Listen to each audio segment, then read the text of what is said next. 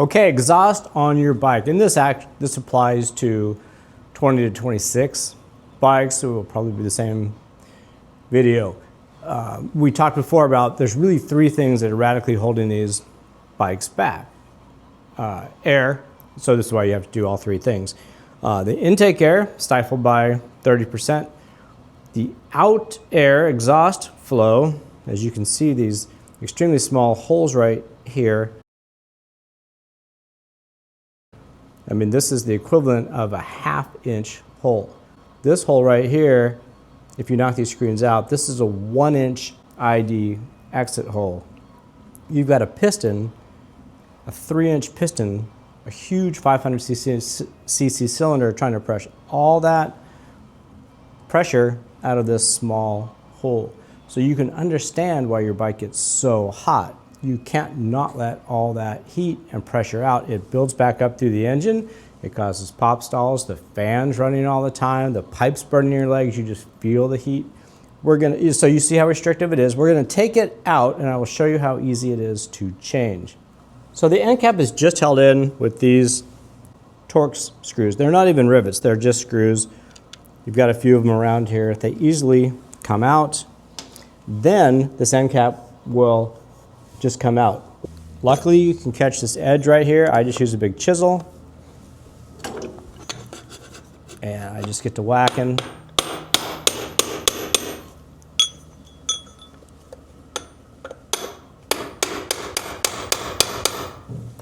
You just kind of work it back and forth until you get to the inside of the deal.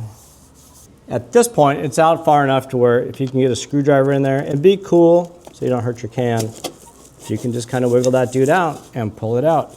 You do have this plastic here that will catch. It's just a wrap for the outside of the muffler material, so it's easy to slide together.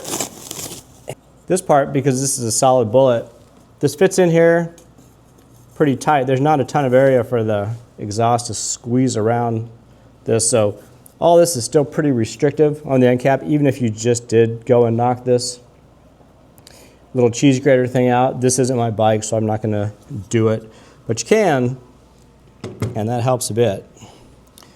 Here is our new exhaust outlet. This is 1.5 inches, and it just flows through this big spark arrestor screen.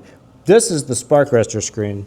On the stock one, this is the spark arrestor screen. There is a perforated cone inside there. That cone is not the spark arrestor. It's just KTM's attempt at a sound deadening device, so it's not just a wide open core. This is what you get in the kit, right? You had this, and you had your spark arrestor element. You're just gonna take these two bolts out, put this in place, tighten these dudes back up, snug them up, of course, so it looks like this, and then put it in place. It's placed very nice. Everything's pre-drilled on it, so you don't, like other end caps on the market, you don't have to go and drill holes. I like a dead blow hammer for it.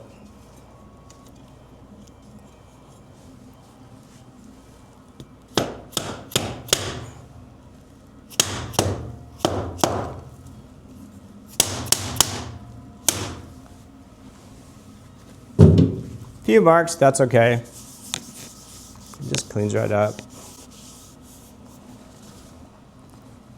And put the screws back in place.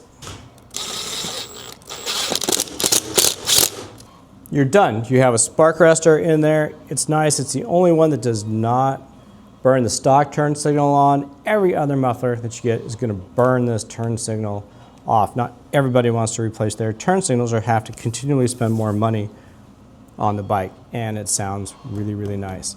And I think it's cool that it does, you know, a lot look like the stock end cap. So any park ranger you would ever encounter, they don't even think about your muffler to check it. They just wave you on through.